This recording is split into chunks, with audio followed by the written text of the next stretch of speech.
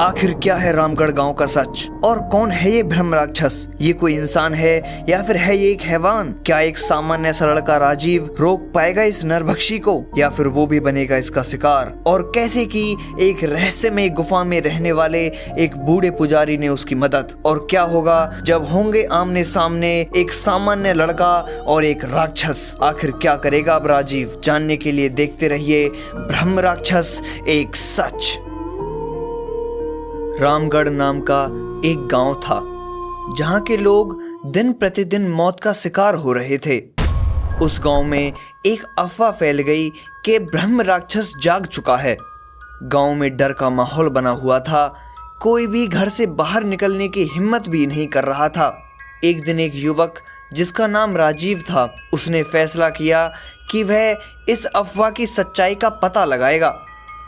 राजीव एक जर्नलिस्ट था। उसे इन बातों पर कोई भरोसा नहीं था। अब वह रात में अपने दोस्तों के साथ जंगल में सच का पता लगाने के लिए गया। उन्होंने उस ब्रह्म राक्षस की तस्वीर लेने के लिए अपने साथ एक कैमरा रखा और हाथों में मसाल लेकर वो अब घने जंगल के बीचों बीच थे। वहां पर सूरज की एक किरण तक नहीं थी। चारों तरफ काला अंधेरा था कि अचानक कहीं से एक अजीब सी आवाज आई, जैसे कोई उनके पास आ रहा हो। उस ध्वनि से वो सब डर चुके थे। तभी राजीव ने उस ध्वनि का पीछा करने का फैसला किया, परंतु उसके दोस्तों की हिम्मत वहीं खत्म हो गई। उन्होंने कहा कि राजीव घर चलो, यहाँ रुकना अब ठीक नहीं है। लेकिन राजीव बहुत हठी था।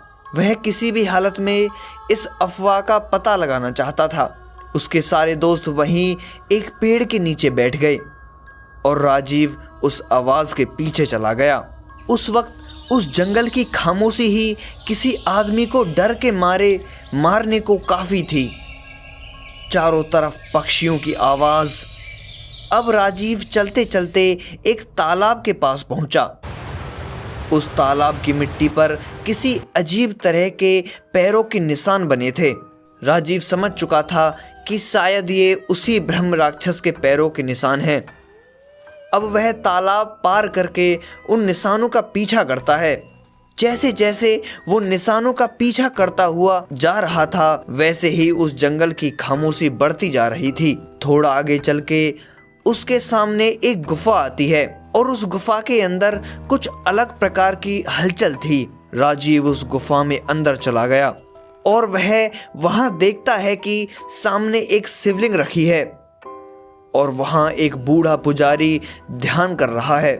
राजीव उसके पास जाता ही है कि तभी वह पुजारी कहता है, आओ राजीव, मुझे पता था कि तुम जरूर आओगे। वह एक बार को तो बिल्कुल सदमे में पहुंच गया।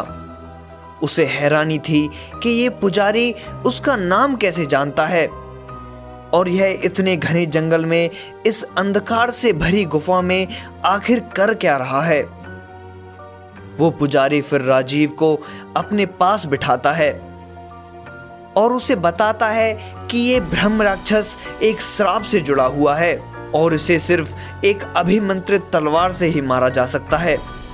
फिर राजीव पूछता है कि ये तलवार आखिर कहाँ मिलेगी। उस पुजारी ने कहा, तलवार मेरे पास ही है। ये लो राजीव, तुम इसे ले जाओ और उत्तर की तरफ करीब 500 कदम चलने के बाद एक बड़ा पेड़ मिलेगा। वह राक्षस उसी पेड़ पर रहता है।